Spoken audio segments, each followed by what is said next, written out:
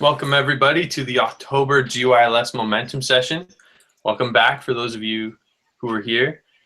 We have a bunch of special guests today from all over the world, but we got an extra special one. This is my girlfriend, Becca. Hi. She runs her own youth programs every week with like 80 kids, which is unbelievable. So this momentum session is kind of a continuation from the last one with Nate and Chantal around Love Wins. We've got three amazing guests. I'm going to let them introduce themselves. So we're going to start with the father of the dragons.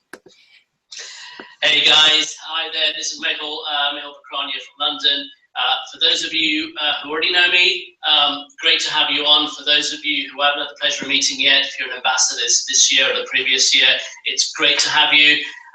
It's Saturday. I know there's so many other things that could be in your diary, but the fact that you made time to schedule this in, to give us an hour of your time, makes this a real privilege and honor for us. It's going to be a hugely valuable session. Unfortunately, this year at GYLS, we weren't able to run this session for the alumni.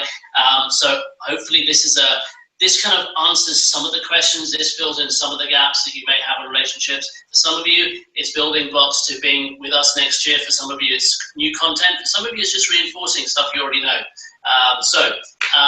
I have the pleasure and privilege of reuniting again with my super team. And first and foremost, I'm gonna, if you don't mind, I'm gonna introduce the birthday girl, Amy, who turned 18 yesterday.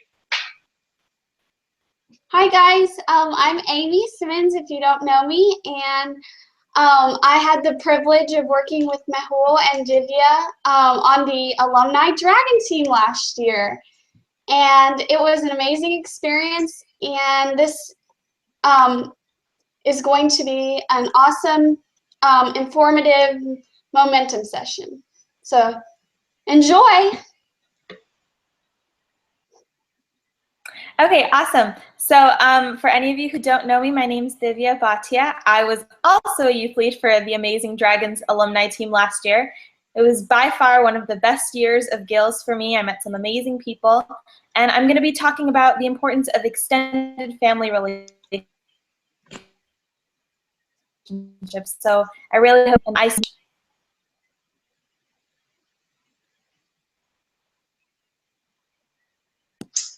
Okay. Mehul, did you catch all that? Divya, I think your Wi-Fi might have been less than ideal. So we'll maybe give you another shot at that. I kind of relocated to behind my guitars. And something I really quickly forgot, but for all of you watching, like you guys are veterans, you already know. In the Facebook group, in the GYLS grads group, pinned to the top is the link where you got here. Under that, in the comment section is where you're going to comment all your questions, any comments that you guys want to shout out to them. And my first really quick question is, how many of you here are ambassadors versus alumni versus youth leaders, youth coaches, coaches, and even team leaders? Because I know we get a bunch of those too. So if I could get a quick survey of that, that would be awesome. Divya, I'm going to send it back to you because I think your Wi-Fi was cutting out pretty bad. So maybe you can do a really quick intro. And Amy, you can throw those slides up whenever you want. Okay, so I guess if you didn't hear me, I'm Divya Bhatia. Again, I was a youth lead for the Dragons alumni team this past year. It was definitely one of my favorite years of GYLS so far. I met some really amazing people, and again, in a couple of minutes, when everyone else is done talking, I'll be talking about the importance of extended family relationships and my experience with it, and I really hope you guys tune in. Perfect. Awesome. All right, so these slides are ready, so here we go. Okay, so if you can please just let Sergio know whether you were a youth leader last year, a coach, an alumni, an ambassador. It'll allow the three of us to frame some of the comments, some of the references we make as we go through these. And what we've done is we've created a few notes for you. We're going to go through the slides here on the actual Hangout.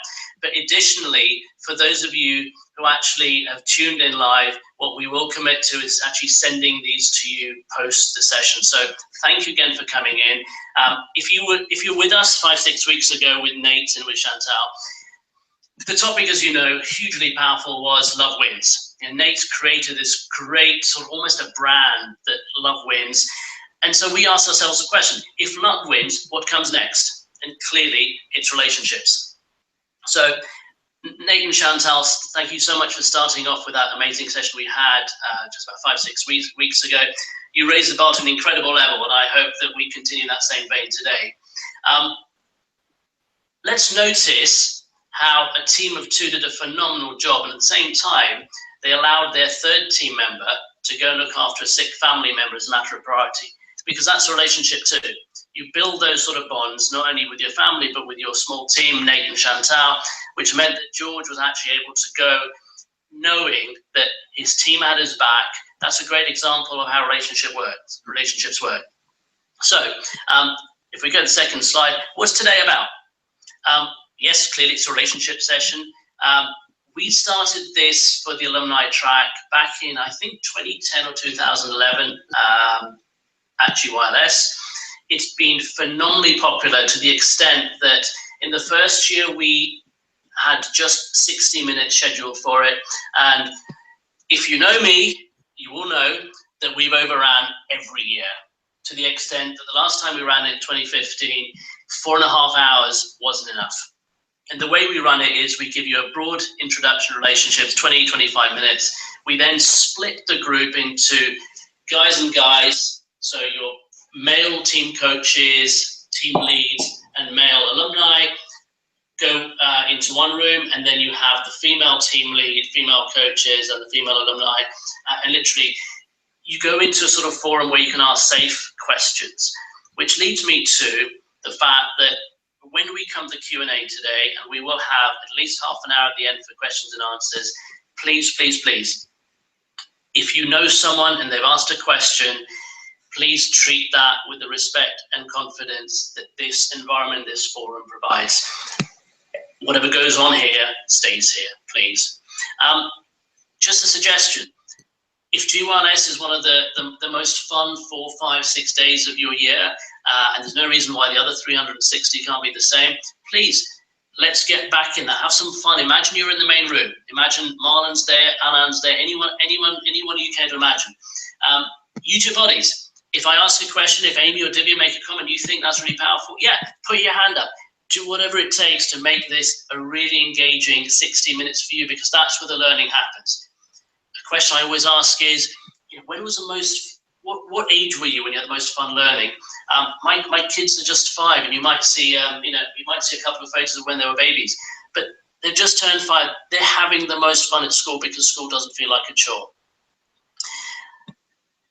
I'd like to think that there's an opportunity to ask questions of myself, Amy and Divya, but we also know, and we were privileged enough as the core team here to get introduction to Sergio's new girlfriend.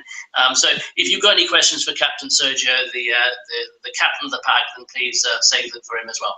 So you can see a quote there: "The quality of your life is the quality of your relationships." I'm going to go on to the next slide, but if you think about that, look at the people you trust, look at the people you respect. The common denominator of each of those people is some of the relationships they have in their life. Irrespective of age, irrespective of what era or stage of life you're at, they will have phenomenal relationships because it's taken time, but they have invested the time and effort to build those to a point where people look at those from the outside and go, wow, I want a relationship like that. Sergio, I hope you don't mind me calling out your mum. I've never met the lady, but Mrs. Vendano, or Lola, she had a milestone birthday 3 days ago, I think. And for me, looking from the outside, I just see this incredible family relationship where you've got a mother and father who've brought on 3 children, who've given them the permission to grow in their own way, in their own unique way, yet it's surrounded with love, it's surrounded with support. And that, to me, is what a family relationship's about. So just think of a time, think of any life event, and actually close your eyes. Play with me here. This is, this could be anyone from the main stage asking you to think of an experience. Just close your eyes for a second. And think of any time in your life where you've had a really, really powerful emotional experience. And I've got my eyes closed too. I can see you. Close those eyes. Think of a time in your life where you had a really powerful life experience. one that you look back on now and just fills you up. It fills your heart up. You can instantly go back there as I click my fingers. And as you go back to that event now, I just want you to see what you saw. I want you to feel those emotions. I almost want you to hear the sounds that surrounded you that moment. And my question is this as you keep your eyes closed. Were you by yourself or were you with someone else? Were you in a group? You know, one of the things that I'm most proud of in my life, apart from the family I have and the 2 wonderful children, is the magic we create at GYLS every year.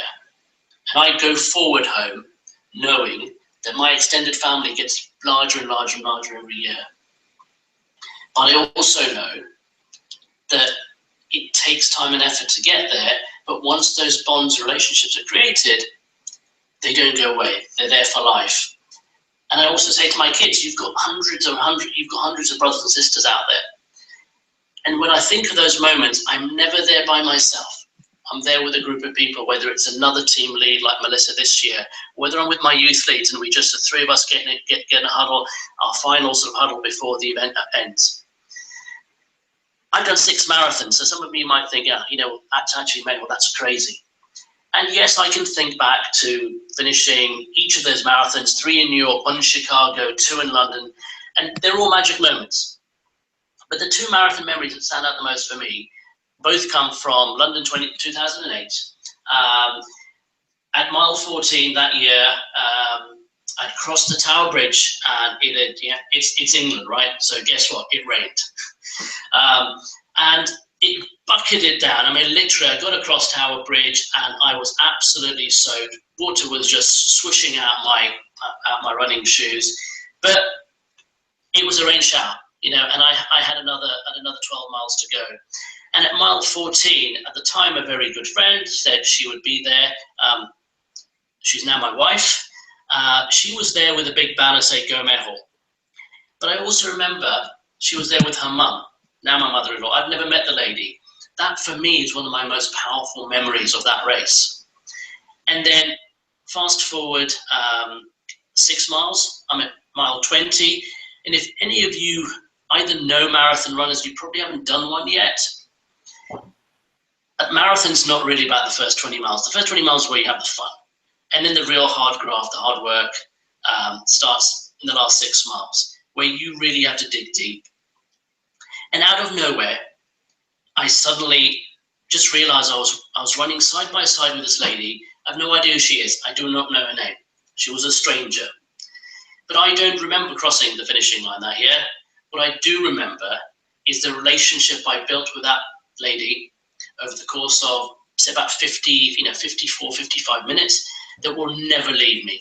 I don't know her name, but what I do remember is I owe her a huge debt of gratitude, not for my personal best, because London 2008 was, but for showing me the power of how quickly and effectively you can form a relationship based on trust, respect, love, support, whatever you want to call it.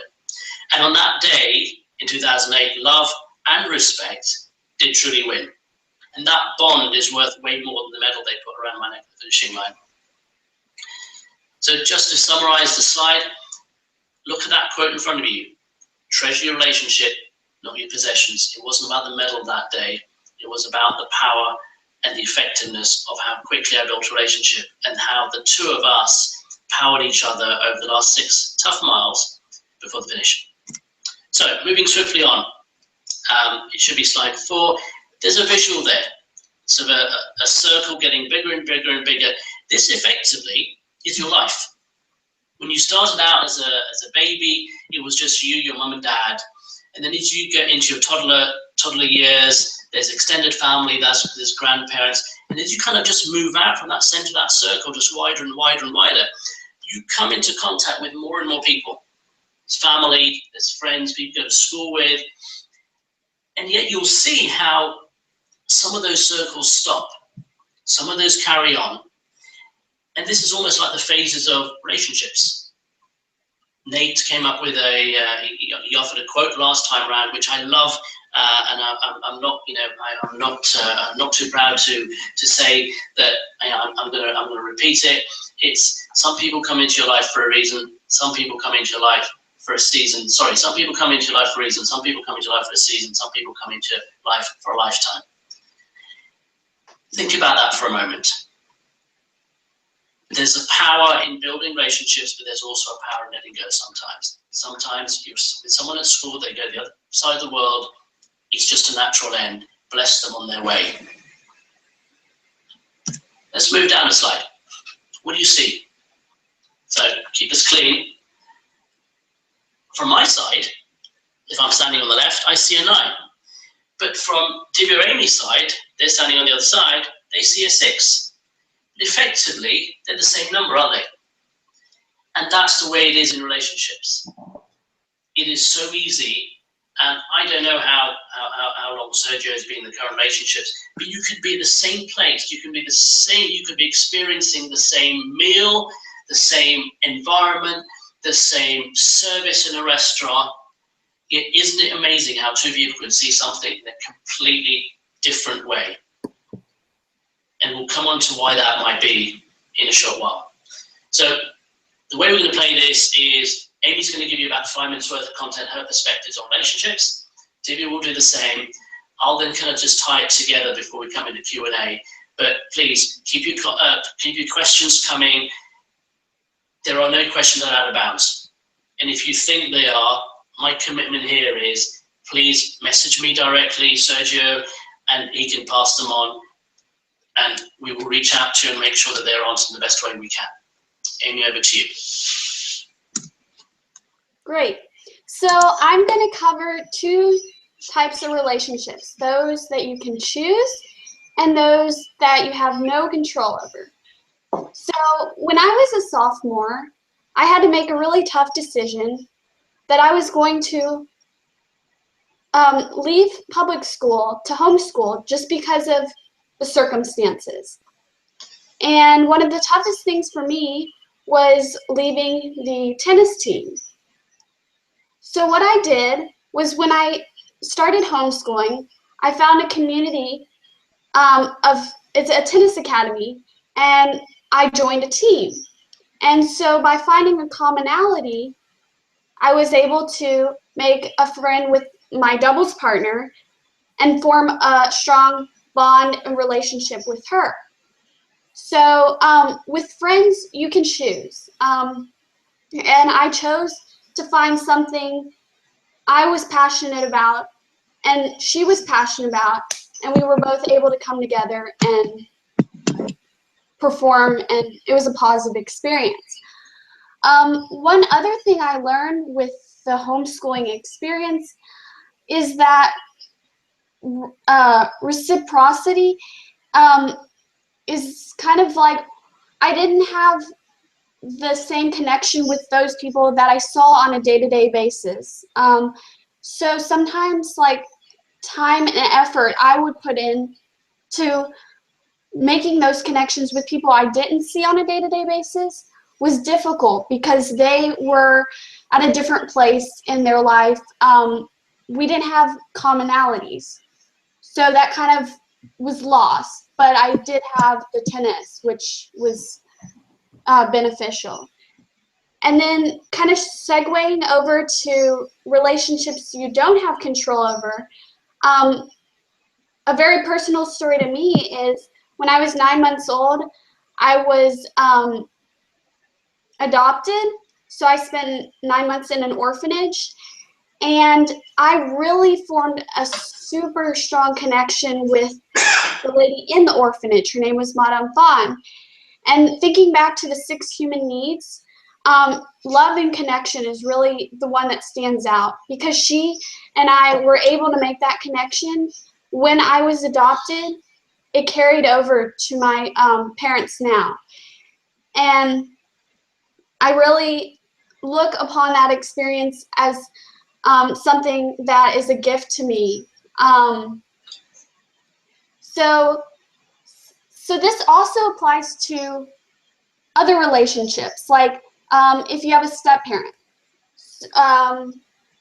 So family, you can't really, you don't have control over, but it's the title and label you give it that gives it meaning.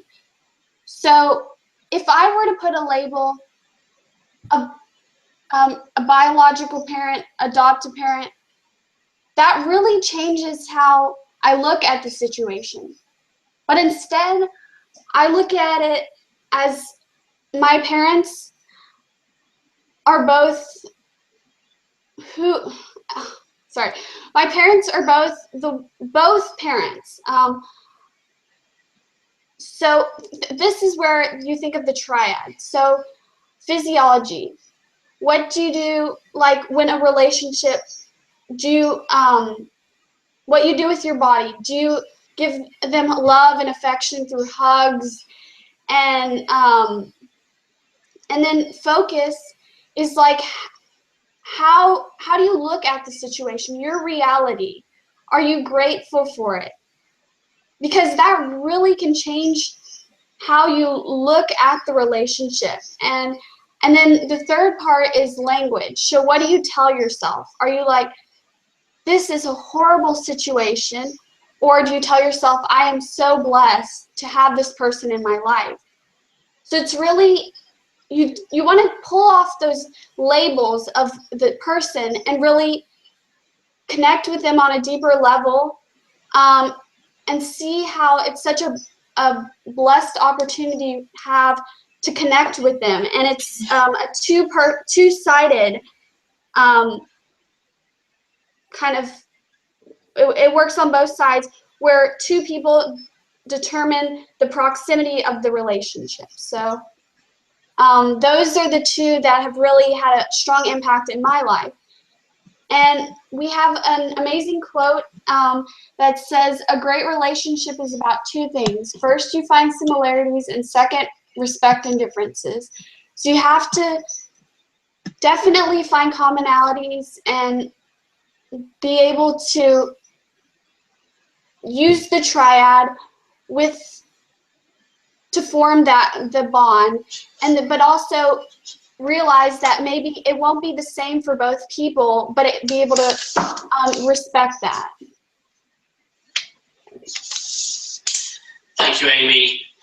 So before we go into Divya's piece, just if we can just think about the statistics in the world today, will show that almost half of marriages now end in failure. And if those end in failure 10, 12, 15, 20 years out, what are you left with? You're left with two people going their separate ways. But you're also left with a young boy, a young girl, having sometimes being fought over, sometimes being caught in the middle of a custody battle, and having one parent here, one parent there. The next stage is you go live with your mum, and she finds someone, and that person steps into this title called a stepdad. And the point I'd like to make here is, the minute you call that person a step-parent, dad in this case, there is an emotional distance that comes into play because of the way we function. Your language and the message it sends into neurology, into your body, just says, yeah, okay, he's a stepdad. Now, no one is saying that you treat this person the same way that you would treat a dad. However, this is a relationship either that's out of your control, or, let's change the language, a relationship that you were gifted. A person who has come into your life, who loves your mum, and you don't at the moment know, because you're only seeing it from one side. Remember the 6 and the 9. You're on the 6 side, you see a 9. He's on the 9 side, he sees a 6. It's about finding things in common, but also respecting that that person, adult or child, will have differences, about respecting those. If you are in one of those situations, please just focus on that this is a situation that we are going to have to deal with, extended families will have to deal with, and so will friends and family. I'll leave you with that. Divya, over to you. Thank you. So I'm going to be talking about our extended family relationship. And if you didn't know, I'm Indian. So in Asian families, extended family and blood ties are of utmost importance. In traditional families, multiple generations of families, meaning aunts, uncles, grandmothers, great-grandmothers, great-grandfathers, cousins, in today's society, we begin to move away from that tradition. And because of this, it becomes harder to maintain relationships with extended family. For me, I mean, most of my extended family is in India. Some of them are on the East Coast, but I have nobody on the West Coast. So I'm going to talk to you a little bit about how you want to interact with your family members and why you need to know exactly what your role is in life in order to maintain those relationships. So my religion is Hinduism, and in the scriptures, it states that life is separated out into 4 different stages. Now, I'm not saying you have to completely adopt these, but they are nice as a guide to see where your life is going, and if you're lost, it could possibly shed some light on what you should be doing, or what you could be doing. So the first stage is called the Brahmacharya stage, which is the student stage, and it lasts until you're about 25 years old.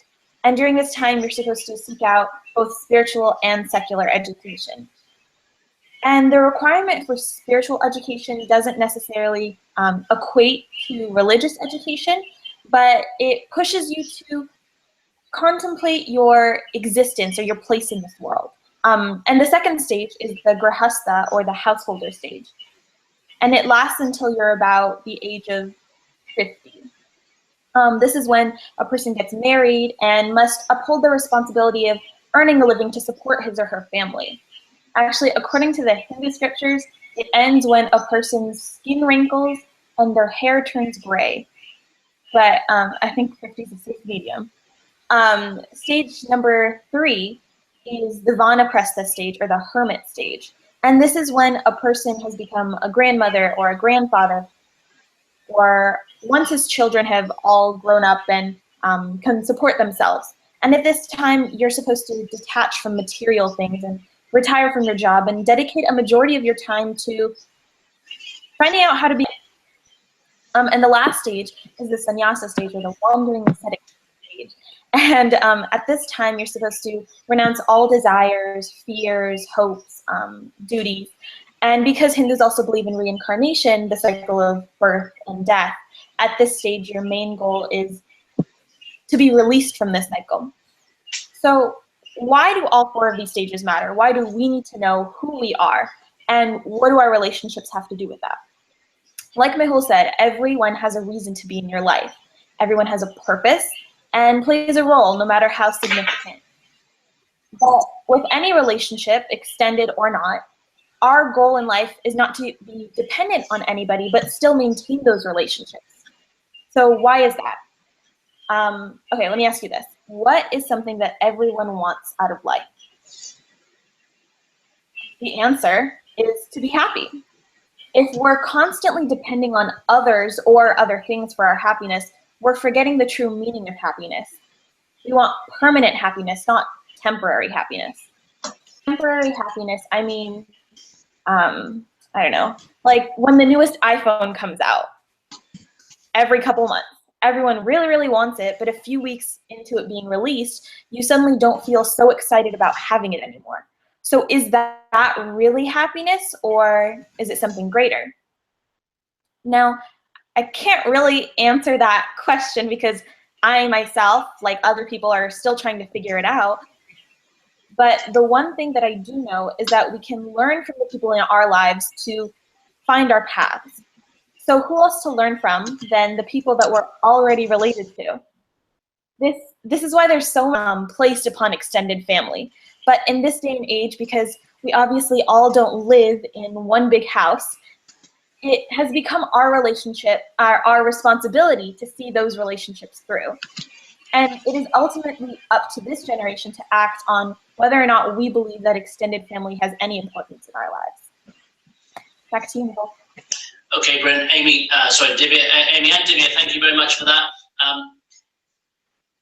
It just goes to show that however far back you go in history, a lot of these scriptures, a lot of the teachings from hundreds, thousands of years ago still have a place in the world today. That's my belief. So, if we move on, characteristics of all relationships. So, I've done some research this week. I've sat down, I've looked at relationships in my life, I've looked at people around me, and I came up with what I think are the 7 key characteristics of all relationships. So, But rather than actually talk through each of these in turn, I thought I'd tell you a story. So this story about a young man, clearly there is a young lady involved, and just try this out for size. Build this picture up in your mind and just see how this feels as we go along.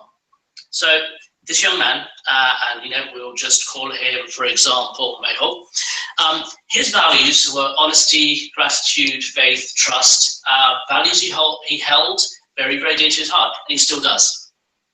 His triad was, you stand tall, you stand strong, you focus on what's the beauty in this, what's the gift in this. Anything's possible. We've got this. Language like we've got this. Or even, to quote Nate, love wins. What was his purpose in life?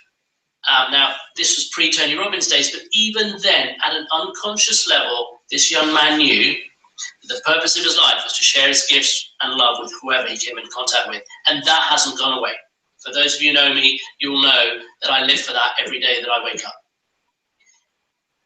All relationships have rituals, things you do on a consistent basis. And I think from what I see from my teenage nephews and nieces, they think about all the big things that they can do with the current flavor of the month, the girlfriend or the date, or whatever terminology, whatever label you put on the current person in their life, boyfriend, girlfriend, whatever it might be. But what makes a relationship work is, to borrow a phrase from Keith Cunningham, is small things done consistently well produce extraordinary results. Small things done consistently well produce extraordinary results. My wife will tell you, she's upstairs with the kids, that literally every couple of weeks she will go to bed and she'll feel something under her pillow. It'll be a card, it'll be a note. Sometimes it's just a post-it note left in her handbag, in her purse, saying, I love you. It's the little things, those little rituals, the notes, the cards of affirmation.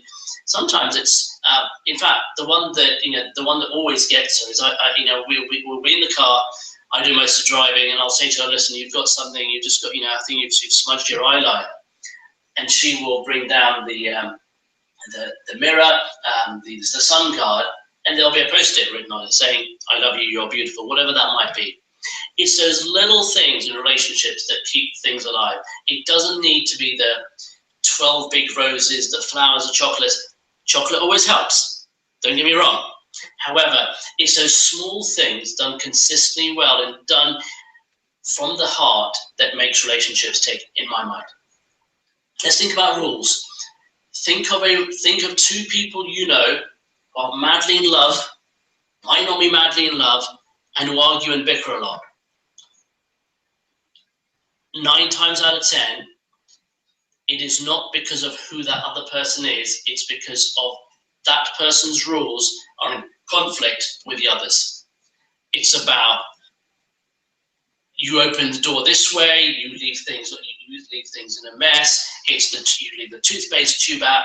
It is rules. There are some more fundamental rules, and my wife and I kind of find these in terms of how we're raising our children.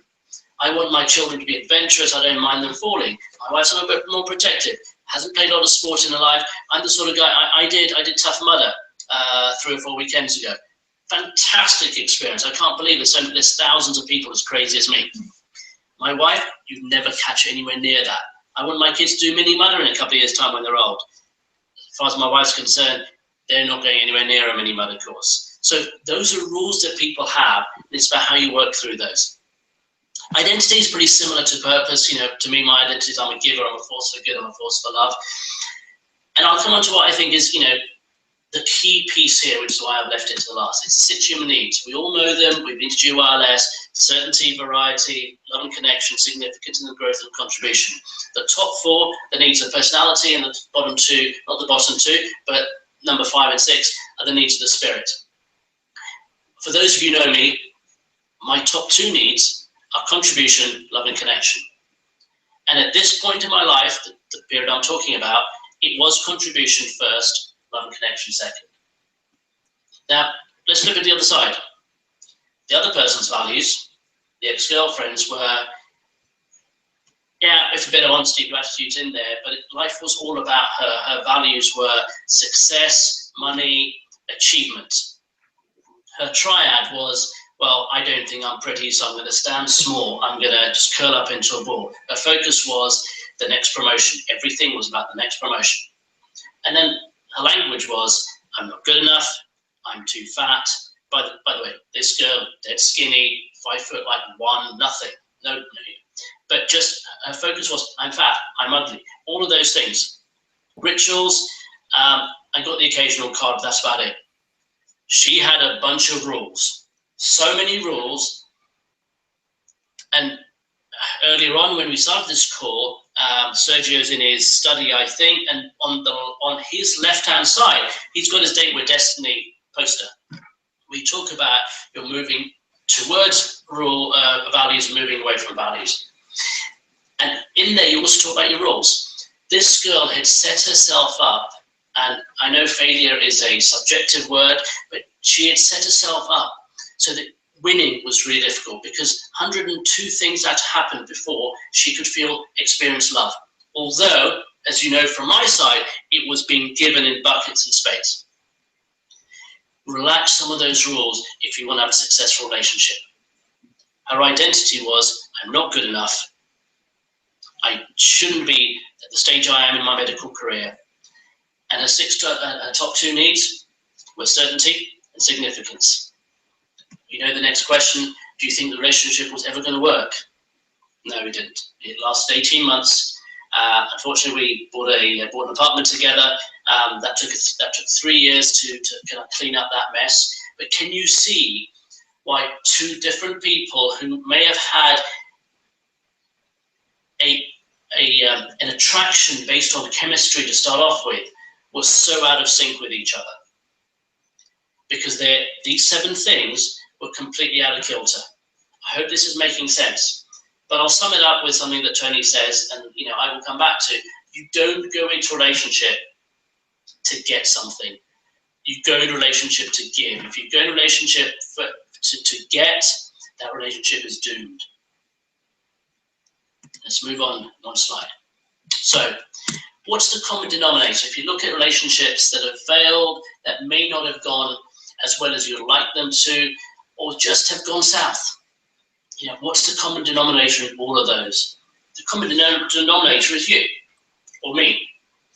And at that point, I had to look at myself and say, listen, however you slice the cake, there's always going to be 2 slices. And even though mine might have been wafer thin, I still had a role to play in terms of figuring out who was I, what did I bring to the table? And I don't mean when I bring to the table, I'm not talking about my career, how much I earn, what sort of car I drive, although I did drive a Lotus Elise at the time, so that was pretty cool. What sort of apartment I've got. It's about investing in yourself to find the best you, so you take that best you forward in your future relationships. Because if you think about GYLS, how is it that you are so quickly and effectively able to build some amazing relationships, and all of that in about a day and a half? You then reinforce that in days 2, 3, 4, 5, and suddenly you have this family all over the world. I am blessed to think that I can go to certainly 20, 25, 30 different countries in the world, and I just have to pick up the phone or send a Facebook message, say, hey, I'm in town, I'd love to meet for lunch. My wife is getting slightly worried about this, and the kids are like, Daddy, do you know someone everywhere, even like at Euro Disney? And the answer is yes.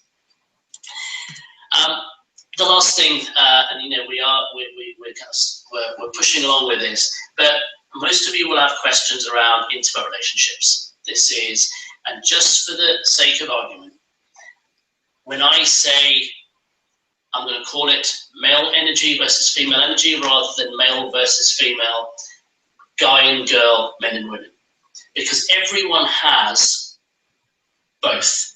If you look at me, I have masculine energy. I know I have masculine energy, but there are times when I have to use my female energy to make an impact. Sergio, the same, Amy and Divya. Girls who are feminine to their core, but there are times, especially later in life, where you might have to put on a masculine mask to get ahead. Just remember, you don't have to keep that mask permanently on. So let's talk about polarity. Earlier on, I showed you a 6 and 9. What do you see from one side? What do you see from the other? So that diagram in the bottom right-hand corner shows you effectively the same thing. But it's about polarity, and we know what polarity is.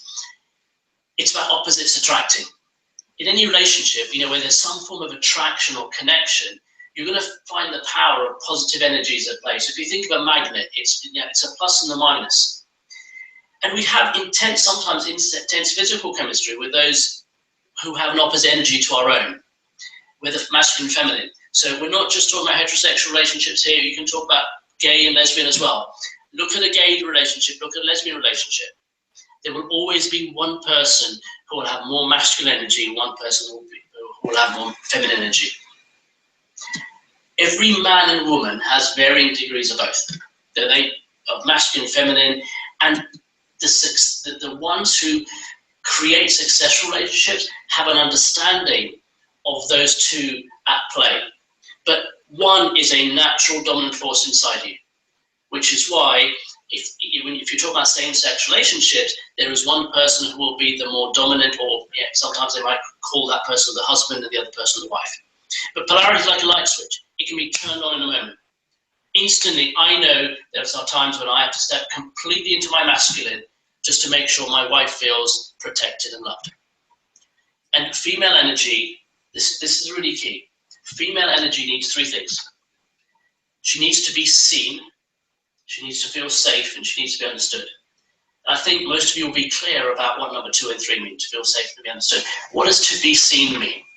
It's not just to see her, but to completely notice. And one of the things that I would urge you when you're in a relationship, when you're with that person, you work so hard to meet this person, male, female, it doesn't matter. And you go out on this date, and Sergio will have picked this amazing restaurant in downtown Toronto. And I know him. He will have used one of these things to arrange everything, to get the corner table. But he is sensible enough to know that when it comes to dinner, this thing goes in the pocket. You turn the sound off or you switch it off. Because his girlfriend needs to be seen. His sole focus is her. These are great things, and they also take away focus from the person you should be focusing and concentrating on. So we've said female energy needs three things: to be seen, to feel safe, and to be understood. Guys, we just need one thing. If Sergio takes the trash out, he expects a bit of a, hey, you took the trash out, well done. Big pat on the back. So what else? I'm going to speed through these. The power of intention. What's your intention in a relationship? Know the end state. Know the end game. Is it to make that person incredibly deliriously happy? Or you might say, listen, I'm just hanging out. Make sure you share that intention with the other person. The power of communication. We all know 55% of communication is your physiology, the way you show up. And 38% is the tone. If I go up to Shami upstairs now and I say, I love you, that doesn't really work. But darling, I really love you. Only 7% is what comes out my mouth, the words I use. Only 7%. Think about that for a moment. And the last two things are accountability and responsibility. I make myself accountable for some of the things in our relationship. And I do that. If you're an ambassador last year, please, please, please, you're missing out. If you don't, after this, it's your home play, not homework, go and look at Because I Said I Would on YouTube. Amazing, amazing guy. Nate knows more about him than I do, but those are some really, really powerful cards. Your standards in relationship are key. I treat my wife, now wife, in the same way I did when we first got together, and I will not let those standards slip. The final bit I'm going to share with you is testing. What does testing mean? But to do that, rather than me tell someone else's story, I'm going to let a very dear friend, very dear brother of mine, tell it to you in his own unimitable style. Some of you will recognize him. This is a bit of a treat for you. So, over to you, Sergio.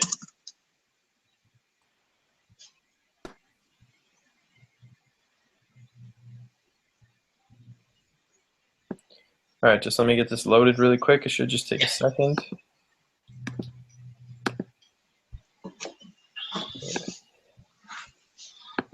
There we go. Can you guys all see that? Yep. Hopefully you can. There we go. Hey everyone, Chuck Hogan here. So happy to have this couple minutes to share with you all.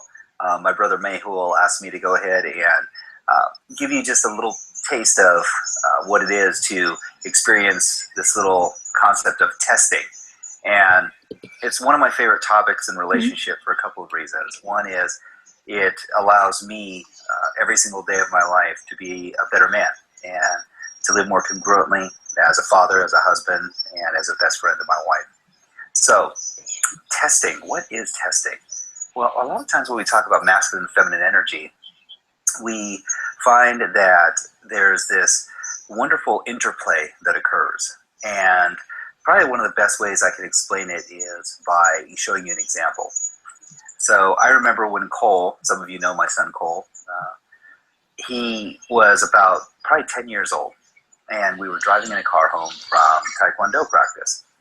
So at this time, we were starting to talk about how little boys and little girls interact, but also, you know, teenagers and moms and dads. And Cole was like, yeah, Dad, gosh, he goes, my sisters just push my buttons. He goes, they know exactly what to say. And I said, well, that's because they are God's gift. They are this beautiful instrument to be able to provide you all these learning lessons, and they test you. And he goes, test? He goes, I take tests in school all the time. He goes, and I'm a really good student. I said, that's great, but this is a different type of test. He goes, well, does mommy test you? I said, all the freaking time. Not sometimes, always. And so he's like, come on, mommy, sweet mom. I said, oh, trust me, son.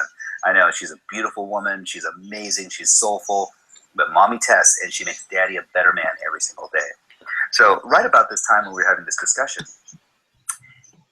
my wife calls in on the cell phone. And so I click over to the car and I said, hey, babe, what's going on? She goes, it's been such a long day. I just really want to know what you felt like having for dinner. I said, hey, sweetheart, hang on 1 second for me. I'll be right back. So I put the phone on mute, and I said, Cole, you're ready. Here comes the test. He's like, what? I said, just pay attention. Got this. So click her back on and said, hey, so what's going on, babe? She goes, well, what would you like to have for dinner? I said, that's a really great question. You know, I think Chinese or Greek would be fantastic tonight. Chinese, we could actually get that honey glazed shrimp with the stir-fried vegetables and the rice, and that would be really, really great. Or that pad thai, you know, with the tofu and the peanut sauce. And she was like, oh, that sounds great. I said, or go ahead and have Greek. We could have a wonderful Greek salad with the Greek salvaki and the chicken salvaki, the sauce, the dolmas, you know, the little grape leaves with rice and stuff. She's like, oh. I said, which one sounds better to you? She goes, I think Asian tonight. I said, great. Here's what we'll do. You order it. I'll go pick it up. I love you. I'll see you in about 15 minutes. Click. Cole goes, what just happened, Dad? I said, well, I think Daddy passed the test. He goes, well, what was the test? I said, well, Mommy called, not because she was really concerned about what we had for dinner, but more so because she really wanted to know that Daddy was present, and that when she asked a question, that I would give some thought. And he goes, was there a failing answer to the test? I said, yes. And here's what it is. I don't care, honey. Anything you want. Because what that implies is that you couldn't burn enough brain cells in a couple minutes to actually be present and provide her with some options. Something to think about. I love you all. Enjoy your day. And I look forward to seeing you very soon. God bless. Take care of them, Mehul.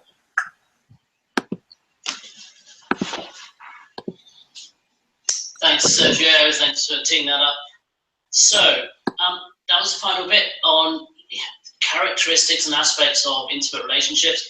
Testing. If you're in a relationship, Sergio, you know you're smiling, you're laughing now. Yep, you're being tested. You'll probably be tested later on tonight about something. I know you're going to pass. I haven't met this beautiful lady yet. I will introduce myself at the end of this. You know what? Go easy on this guy. He's an absolute champ. Amy and Divya, don't test, you know, whoever walks in your life in the time to come, don't test them too much, but make sure you do test them because it'll make them a better man or woman. Any questions come up, Sergio?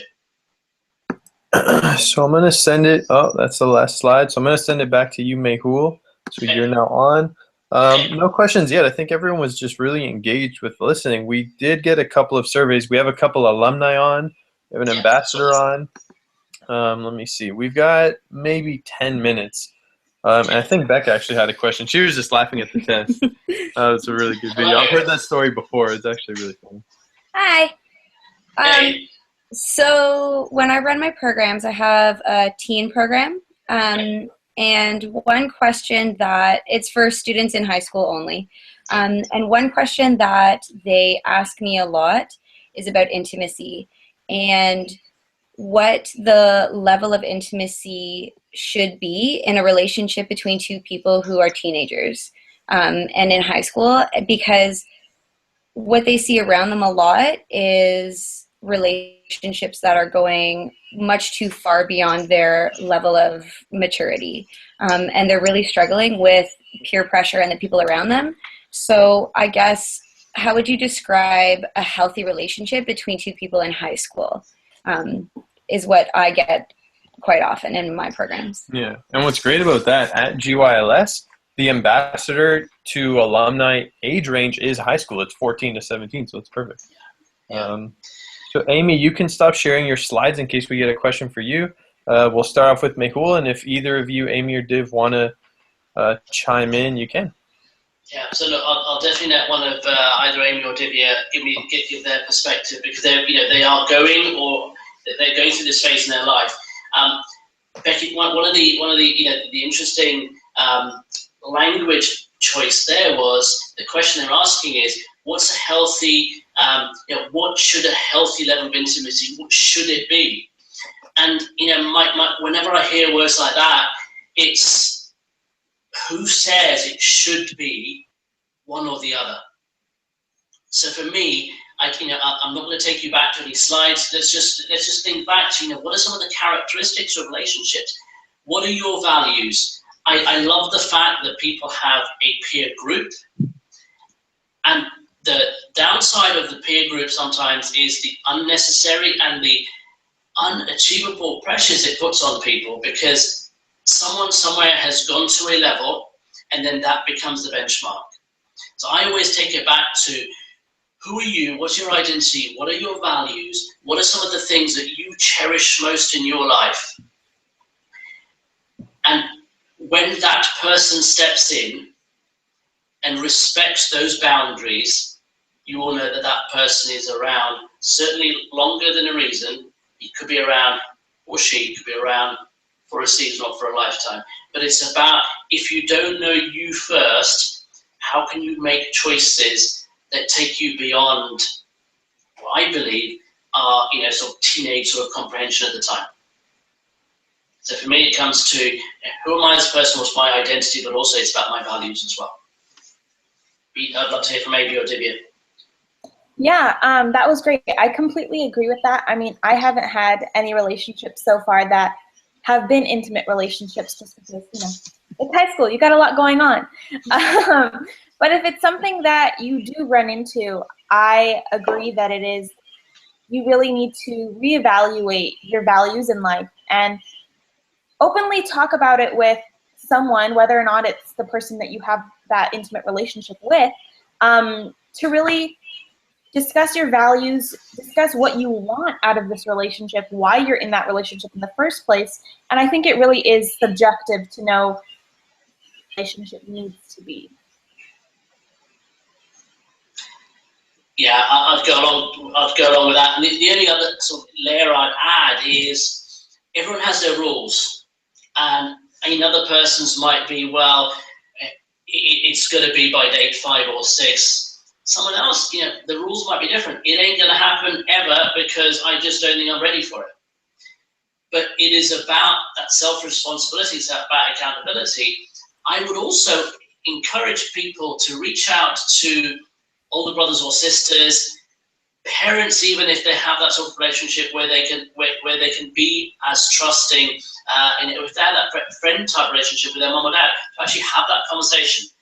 Because I know from having friends who are our age but have teenage sons and daughters, especially the moms with the teenage daughters, they're like, We allow them to have relationships at the age of 13, 14, 15, because we know how rebellious we were, especially in Asian families when we were younger.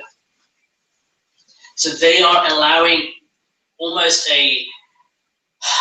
it's almost become an era of sort of transparency and trust, so that the kids don't go the other way, because the mums or dads did. Certainly some of the mums did. Hope that makes sense. Yeah, that was great. Amy, do you have anything you want to add? Yeah, I'm kind of in the same position as Divya, where I haven't had really any intimate relationships yet, but definitely knowing what's best for you at the right time. Like, don't feel pressured because of your friends, and like definitely reach out to people like your family that if you have questions and you're not really familiar with the topic, but just let the time, when the time comes, it'll be right. And just assess what your needs are at that time, and yeah, and then it'll all fall into place. Awesome. So we're pushing an hour, so maybe we can, that's a pretty solid question to end on. Maybe if you want to give your final thoughts, we'll go Amy, then Div, and then Mehul to wrap it up. Cool. Let's go, Divya. Divya, you want to go first? Sure.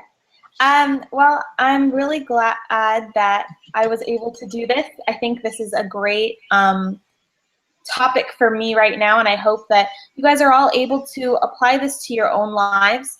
I know that I just want to reiterate that every relationship that you have in your life, every interaction that you have with a person, it has a meaning, and whatever that meaning is for you, take time to reflect on that, and take time to think about what that person is doing for you and what you're doing for them. And don't be afraid to let go of some people in your life if that relationship is toxic to you. Don't be afraid about that. And you can always reach out to any of us. We're always here, anyone in our GYLS family. And thank you so much. Thank you. Amy. Well, I'd just like to say that with relationships, definitely, yeah, just find what's right for you, and make sure that, sorry, there's just so many thoughts, but going back to like the 6 human needs, the triad, applying those, and assessing how you're feeling, and just like Divya said, toxic relationships, don't hesitate to like drop them, because I know for me, I've realized that with some, people who don't reciprocate, but then also embracing those that you do have and using them as a resource, and that just, yeah. Thanks, Amy. So if I can have some 3 or 4 minutes to wrap up, let me just kind of expand on the point I made around polarity. Whether you're listening live or whether you choose to listen to this at a later date, we talked about the female energy needing to be seen to feel safe and to be understood. Masculine energy is very focused, it's very directed, it's very disciplined. It's like, I'm going to get it done, I'm going to get done now. I'm focused, I do it. But I'm very blinkered. That's all I see. Yeah, me, it's done. Take trash out, yeah. Female energy is the opposite. And let me just kind of, let me put into context. Let me put into GYLS context for you. So it's about 8 o'clock in the morning. Divya, Amy, and I are having a meeting just about the day, how we're going to do things. And I'm very focused on, okay, these are the outcomes of the day. And Divya's there, sort of, writing notes for a team meeting. But she has that great capacity and capability to also think about how great the cafeteria breakfast was. And, by the way, what dress should I wear for the after party? The red one or the black one? Actually, you know what? The black heels gave me a blister last time, so I'm going to go for the pumps. Female energy is kind of, I liken it to a wave. And it's just, the wave goes up and then it breaks and it, crashes on the seashore and then it kind of goes back. And it keeps on coming. But it's this kind of circular motion. Masculine energy is that sea wall. And the wave keeps on hitting that sea wall. But true masculine energy takes that every time. And this is where I come back to testing. Step into your masculinity, guys, and allow that test to happen. Respond, win that test, because you will be tested every day. Sometimes you'll be tested more than once. And, I guarantee you, I will be tested tonight. We have to go to a birthday party, and somewhere along the line, while I'm driving, I will be tested. And I'm going to win the test because I know what's coming. Understand this concept of polarity, whatever sort of relationship you're in. Whether it's an intimate one, whether it's mother, whether it's boyfriend, girlfriend, or it could be brother, sister. Cole knows, that's Chuck's son, Cole knows his sisters test him all the time because they've learned from the best. They've learned from Mrs. Hogan, Julie. So I'll finish on polarity. The last thing I want to cover off is, relationships are, we talked about, they're not forgetting things, they're forgiving things. But the best advice I can give for attracting and maintaining any sort of relationship, especially one that is full of love and verve and laughter and humor and all those great things, is to be what it is that you're seeking. You've got to be that person first before you can find it. If you're on the call, thank you for giving us the time. If you're listening this at a later date, please listen to the end. Let the quality of your relationships be your legacy.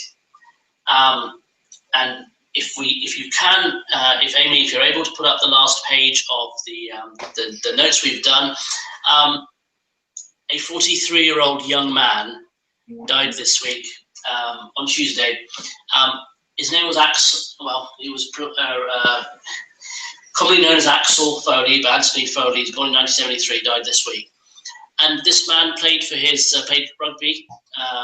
If you're in America, apologies, it's the game where we don't wear any padding, but it's just as rough. He played for his district, he played for his province, he played for Ireland. And the outpouring of emotions that we have seen as a rugby family, as a rugby community, over the last 4 or 5 days, including when his team today played Glasgow, is nothing short of remarkable. And remember that for most of the people who are sending messages, tributes, eulogies, most of these people had never met Anthony Foley. They'd seen him play rugby for either Shannon or Munster or for Ireland on TV. But the legacy he leaves for his 11 and 8-year-old son and his wife is the quality of his relationships, whether it was the people around him, his players, the coaching staff, Irish fans, just the rugby family in general. And that's what you should be aspiring to. So you can turn around and say, look, judge me not on who I am, but the quality of relationships that you see around me. Thank you. It's been a pleasure to speak to you. We've gone just over the hour. Thank you for listening in. Sergio, as usual, you did a phenomenal job setting this up. Amy Divya, thank you very much. And Amy, one more time, happy 18th birthday. Thanks, guys. Thank you guys for running an amazing session. We'll be back probably to make it to the very end next month in November for the next session. See you guys then.